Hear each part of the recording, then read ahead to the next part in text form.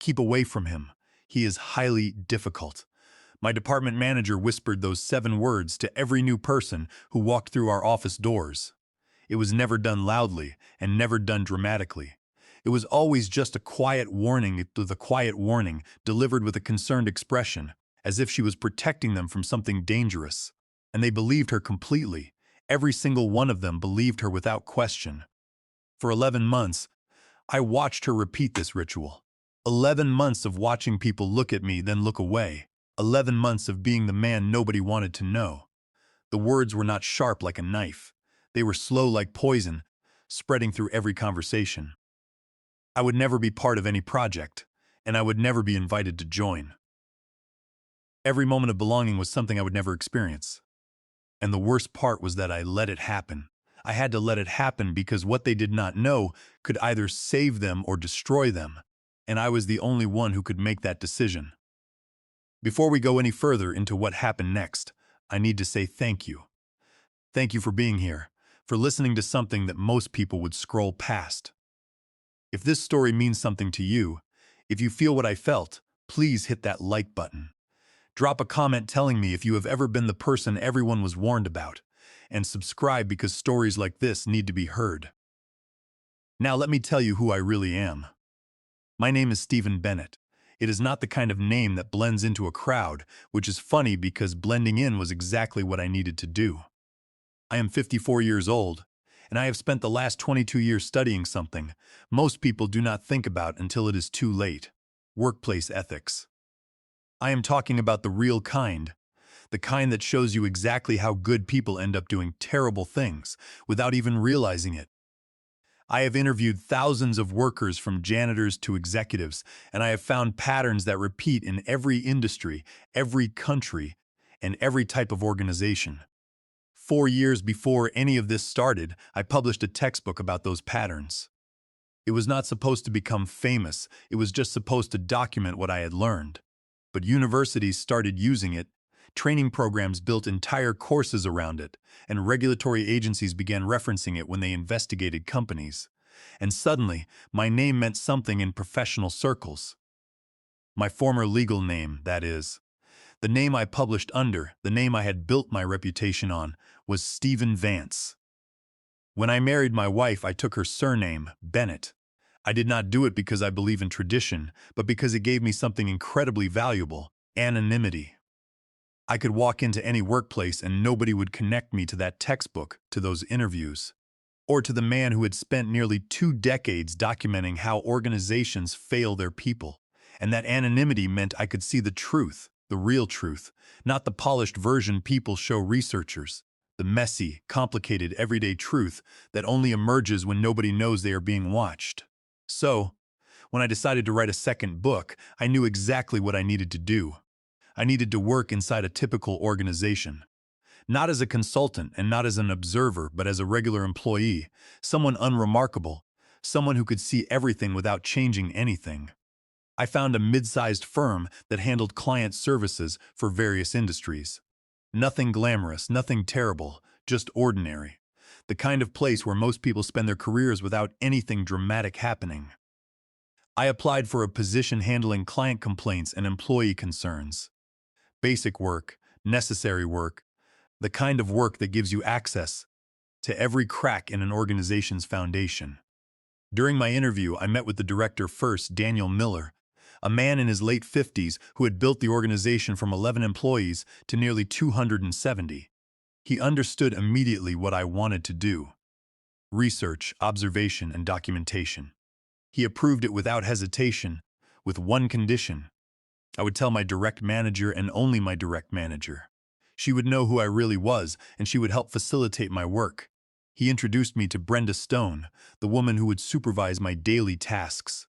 She was in her mid-40s, impeccably dressed, with a smile that seemed warm until you looked at it too long. I explained my project to her in his office, with him sitting right there.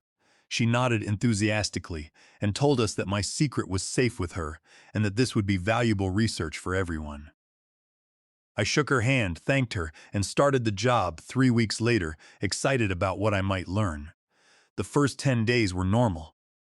People introduced themselves, they explained processes, and they invited me to lunch. I felt welcomed and accepted, like maybe this would be easier than I thought. But during week 3, something shifted. Conversations stopped when I approached. People who had been friendly suddenly seemed busy whenever I had questions.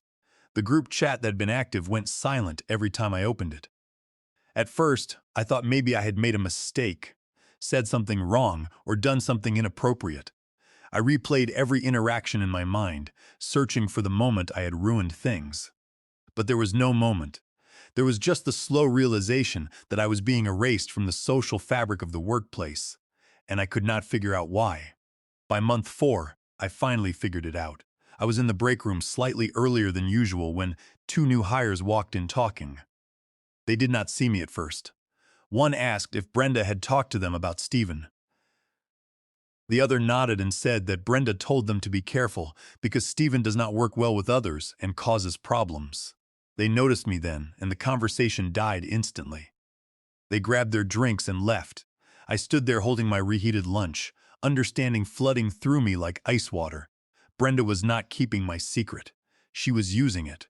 Or rather, she was using me. She had figured out that having a workplace ethics expert embedded in her department was dangerous. She knew I could see everything she did wrong, every shortcut, every violation, and every moment she prioritized her own convenience over proper protocol.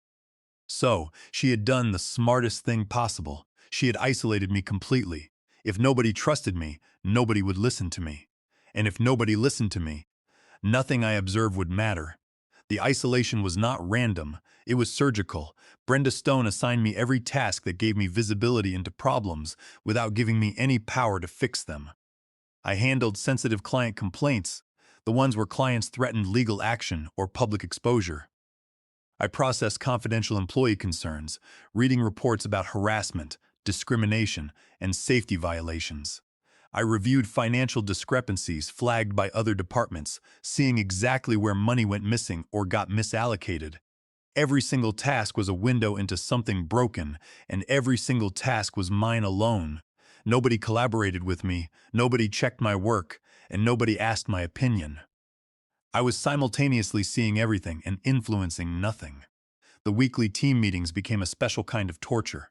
Brenda would spend 40 minutes praising everyone's contributions. She would highlight projects, celebrate wins, and acknowledge effort, everyone except me. When she assigned new projects, she would distribute them to people with half my experience right in front of me, explaining why each person was perfect for the work.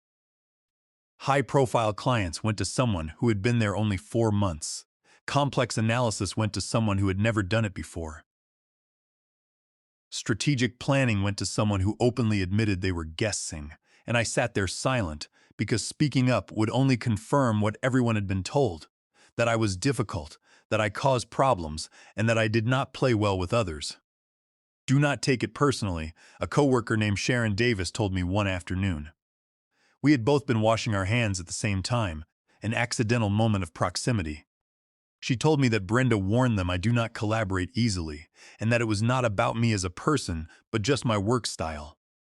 She said it kindly, like she was trying to help, and like she thought I did not know. I dried my hands and thanked her because what else could I do? Tell her the truth? Explain that I had literally written the textbook on collaborative leadership? That would sound insane and defensive, exactly like someone difficult would sound. So, I kept working, I kept watching, I kept documenting, because here is what Brenda did not understand about research. Isolation is sometimes the best vantage point. When you are not part of the social dynamics, you see them more clearly. When people forget you are there, they stop performing. They show you who they really are. And what I saw day after day was an organization slowly poisoning itself with small violations that nobody thought mattered. A manager who changed client agreements without documentation, a team lead who approved expenses that clearly violated policy, a supervisor who ignored safety reports because fixing them was inconvenient. None of it was dramatic, and none of it was evil. It was just careless in ways that would eventually hurt real people. But my documentation went deeper than policy violations.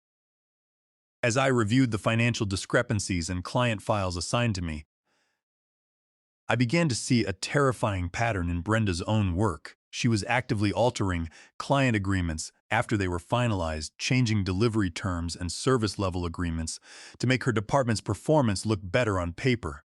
In doing so, she was not just violating internal protocols, she was committing a serious breach of fiduciary duty to the corporation. As a manager, she had a legal duty of care and loyalty, which she was actively violating to protect her position. Even worse, I found two major service contracts where she had signed the client's name herself to push the deals through before the quarterly deadline.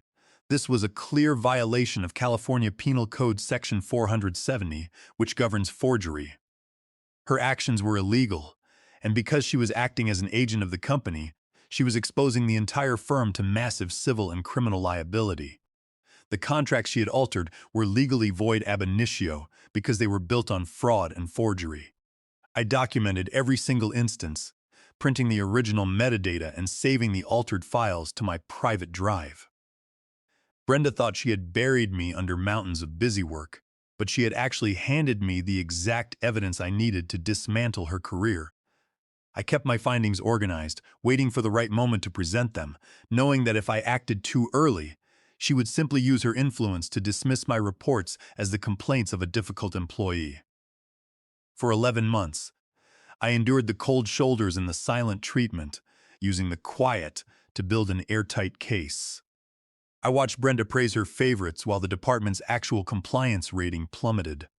I saw the stress on the faces of the employees who were forced to cover up the errors, and I saw how the leadership team remained completely oblivious to the rot at the center of their operations. I knew that the system could not sustain this level of dishonesty forever.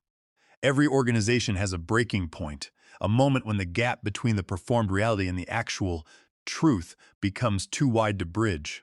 My job was not to force that moment, but to be ready when it arrived. I continued to eat my lunch alone, to document the daily infractions, and to refine the chapters of my manuscript, knowing that the final test of my research would not take place in a university classroom, but right here in the offices of this unsuspecting firm.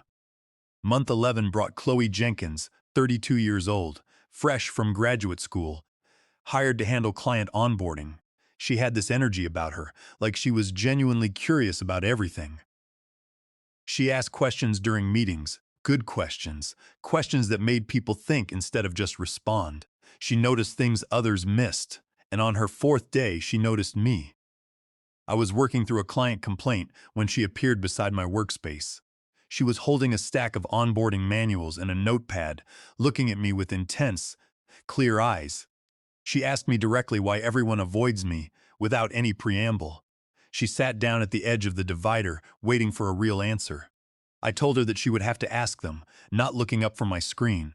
She paused and said she did, and they told her I was difficult, a lone wolf who did not work well with the rest of the department. But she added that she had been watching me for 4 days now, and she saw me help 5 different people solve complex technical problems they were stuck on. She noticed I caught an error in the client database yesterday that would have cost us a huge account, and she knew I stayed past 9 last night finishing someone's report because they had a family emergency. She told me that none of that seemed difficult to me, but rather the opposite, and she wanted to understand why there was such a massive disconnect between my reputation and my behavior. I finally looked at her face, really studying her expression. She was not trying to be nice, and she was not trying to fix anything. She was just genuinely confused about why reality did not match what she had been told by Brenda. She asked me what was really going on behind the scenes. I wanted to tell her, wanted to explain everything, but the truth sounded impossible, so I just shook my head and told her it was complicated. I did not want to drag a new hire into a brewing compliance battle. She studied me for another moment, her eyes searching my face for any hint of what I was hiding. Then she walked back to her workspace. I thought that was the end of it, just another person who had tried to understand and given up. I went back to my spreadsheets, but I could not shake the feeling that she was not the type to let a mystery go unsolved. Sure enough, 20 minutes later she packed her bag and left the building. It was only 3 in the afternoon. People do not just leave in the middle of the day unless something is wrong or unless they have a specific mission. I watched her go and felt a strange tug of worry. Had I said something that caused her distress? Had my silence somehow made things worse? In my years of academic research, I had seen how workplace tension could drive young employees to their breaking point. And I hoped I had not just caused a talented person to walk out. Turns out she had not gone home. She went straight to the main administrative building where our director worked, 4 blocks away. Chloe walked right past the lobby reception, took the elevator to the 5th floor, and knocked on Daniel Miller's door. He had just returned from 10 months of international travel, expanding partnerships in different regions. He barely knew most of the recent hires, but he remembered approving my research arrangement before he left. He remembered exactly who I was, my background, and why I was there. Chloe did not waste time with small talk. She pulled out her phone and showed him what she had found during those 20 minutes of intense searching at her workspace. She had searched my full legal name from the company directory. My married name, Stephen Bennett. Search algorithms are smart. They connect dots, link profiles, and find patterns. Within seconds, her screen filled with my other name, my published name, the name attached to 22 years of work, Stephen Vance. She showed him my textbook, the one that had been assigned reading in her master's program last semester, and the one that was currently sitting on her desk at home. She showed him my speaking engagements, my professional credentials, and the awards from international ethics organizations. She showed him my university profile where my current research project was publicly listed, which was titled Systemic Compliance Failures in Mid-Sized Organizations, a case study approach.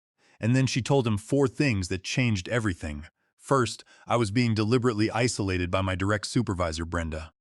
Second, she had personally witnessed 8 ethics violations in just 4 days that matched patterns from my published research. Third, if I was still gathering data after 11 months, the company was probably in serious trouble. Fourth, she had seen documents indicating that client signatures were being bypassed entirely on critical service agreements. Daniel Miller listened to all of it without interrupting. He was a seasoned executive, and he knew that when a prominent researcher spends nearly a year documenting your company's failures, you do not ignore it. He made 4 phone calls. One to his assistant, scheduling an emergency leadership meeting for that evening. One to me, requesting my attendance. One to Brenda Stone, informing her that her presence was mandatory, and one to the company's legal counsel, asking him to review our compliance files immediately. I got the call at 5:15. Daniel's voice was calm but firm. He told me he needed me at a leadership meeting tonight at 7:30 in the conference space on the 5th floor.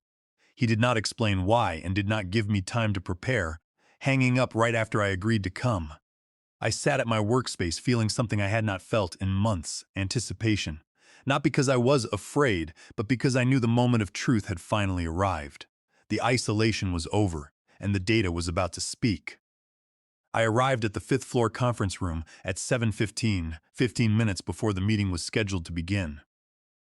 The space was smaller than I expected, with windows overlooking the city, lights and chairs arranged around a rectangular wood setup that fit maybe 15 people. The air conditioning was humming quietly, and the table was set with bottles of water that nobody was drinking. Daniel Miller was already there, looking tired but alert. His assistant, the head of human resources, the chief financial officer, and 2 senior team leads I had never met were also present, whispering quietly among themselves.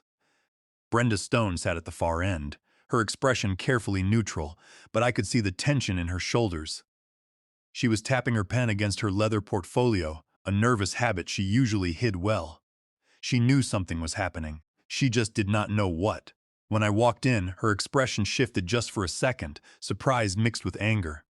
She asked Daniel why I was there, noting that I was not leadership and had no business attending an emergency meeting of this level. Daniel said simply that I was there because he had invited me, gesturing for me to sit. I chose a chair near the middle, not too close to anyone. Chloe entered a moment later, looking slightly nervous but determined, and sat near Daniel. Daniel started without preamble. He looked at me and said he understood. I had been conducting research during my time here, research he had approved 11 months ago. He asked me to update them on what I had found. The room got very quiet. Everyone except Daniel and Chloe looked confused. Brenda looked like she had swallowed glass. This was the moment I had been preparing for, the moment where I could either burn everything down or build something better. I could have presented my findings as a prosecutor presents a case, listing the names, dates, and specific incidents that violated company policy. Instead, I looked at Daniel and told him that I had found enough material for 4 chapters of my next book, and asked if he would like to hear them. Brenda interrupted immediately. She asked what research and what book I was talking about, turning to Daniel and asking if he had approved this. Her voice was rising, losing its usual polished executive tone. She asked if he had really authorized someone to spy on her department. Daniel confirmed he had, noting that he had discussed it before his overseas trip and thought he had briefed her. Though perhaps the conversation got lost in the transition. He was giving her an exit, a way to claim ignorance instead of admitting deliberate sabotage. She did not take it. She told the room that this was exactly why she warned people about me, claiming I was spying on them and collecting information to use against them. She argued that the whole time I had been pretending to work while actually documenting their mistakes to expose them. I spoke up quietly. I told her that I had been working, completing every task she assigned me on time and accurately, and that I had learned from all of it. That was the point. Brenda said slowly that the point was to trap them. I corrected her, stating that the point was to understand how typical organizations function when nobody is performing for observers, which she knew 11 months ago when Daniel introduced us. Her face went pale as she realized she could not deny the original meeting. She tried to recover, claiming she thought I was observing general patterns, not collecting evidence. I told her I did not collect evidence. I observed patterns, but I added that some patterns carry severe legal consequences. I opened my folder and laid out the documentation of her alterations of client agreements, which constituted a direct breach of fiduciary duty. I explained that she had violated her legal obligation of loyalty and care to the firm, exposing the company to massive civil lawsuits from our partners. Then, I presented the proof of the 2 contracts where she had forged client signatures to meet her quarterly goals, highlighting that this was a violation of California Penal Code Section 470. I explained that under the law, because these contracts were built on forgery and fraud, they were legally void ab initio. This meant they carried no legal weight and could not be enforced, which would cost the company its primary partnerships and expose them to criminal prosecution. I pointed to the digital signature metadata showing that the signatures had been applied from her personal mobile device on a Saturday night. Brenda stared at the papers, her mouth opening and closing without sound. Her face turned from red to an ashen gray as she realized that she was caught. Brenda tried to explain that it was just a temporary measure to expedite the process, but she only managed to stutter before Daniel held up his hand. He looked at the chief financial officer and asked if our corporate insurance providers were aware of these forged files. The chief financial officer shook his head, his face pale, and stated that our liability coverage could be completely voided if they discovered these unauthorized signatures. Brenda sat back in her chair, her breathing shallow, realizing that she had no allies left in the room. The silence that followed was heavy, broken only by the hum of the air conditioner and the quiet scratching of the HR director's pen on her notepad. I gathered my papers, took a sip of my cold coffee, and waited for the board to decide how they would save their company from the legal firestorm Brenda had started. The chief financial officer and the head of human resources leaned forward, their faces filled with shock as they realized the magnitude of the legal disaster she had created. The CFO whispered to Daniel that this could bankrupt their division, and the HR director was already typing notes on her laptop, preparing for the fallout. Daniel Miller looked at the documents, then looked at Brenda, asking what she had to say. She could not answer. The evidence was absolute, and the legal implications were clear. Daniel turned back to me and asked what I would recommend based on my observations. I looked around the room, seeing the fear on the faces of the leadership team. I told them that I recommend education, I proposed a comprehensive training series consisting of 8 sessions, 3 hours each, covering the most common ethics violations I had observed across multiple organizations, including this one. The sessions would be delivered by me, using real scenarios from my research with no names and no accusations, focusing only on patterns and solutions. I added that if they agreed to this, I would make sure this organization becomes a success story in my book, rather than a cautionary tale. It was a choice between learning and defensiveness. The CFO pointed out that it sounded like a threat, but I corrected him, stating it was a choice that every organization I study must make. The ones who choose learning become examples, others want to follow. Brenda slammed her hand on the table, not loudly but firmly, claiming I could not blackmail them into compliance. I told her I was simply offering the chance to fix problems before they destroy the organization, and that my research was now complete either way.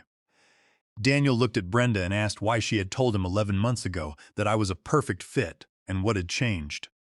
She did not answer because nothing had changed, except her fear of what I represented, someone who could see through every performance and shortcut.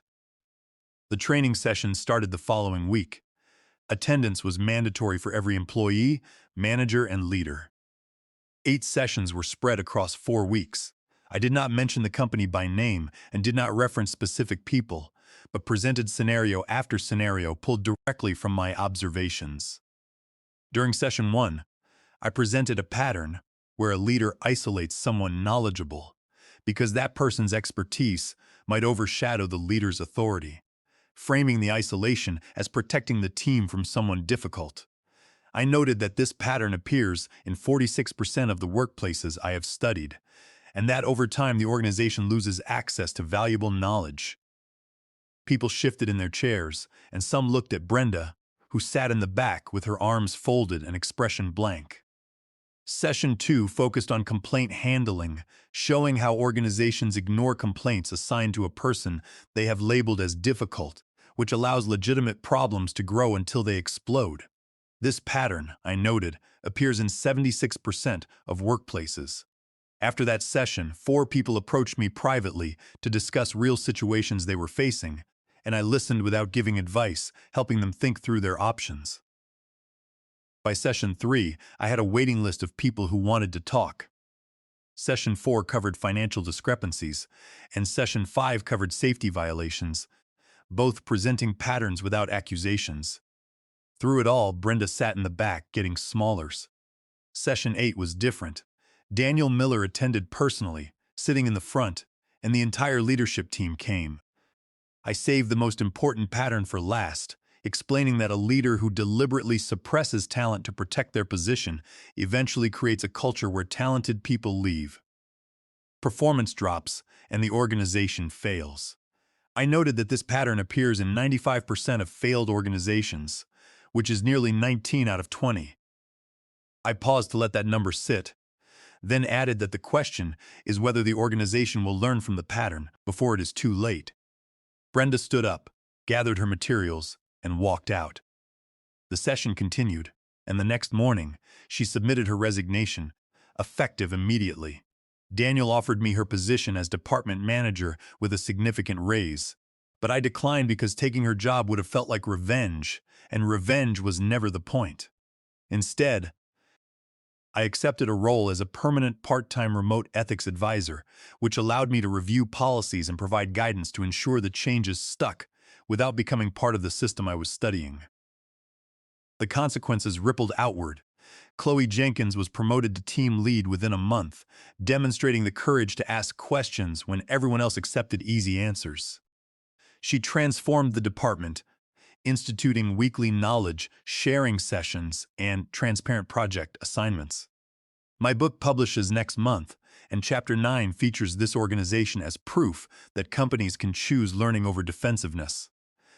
The advanced copies went out last week, and a reviewer who teaches organizational psychology emailed me to highlight Chapter 9 as the most important case study she has encountered in 25 years of teaching.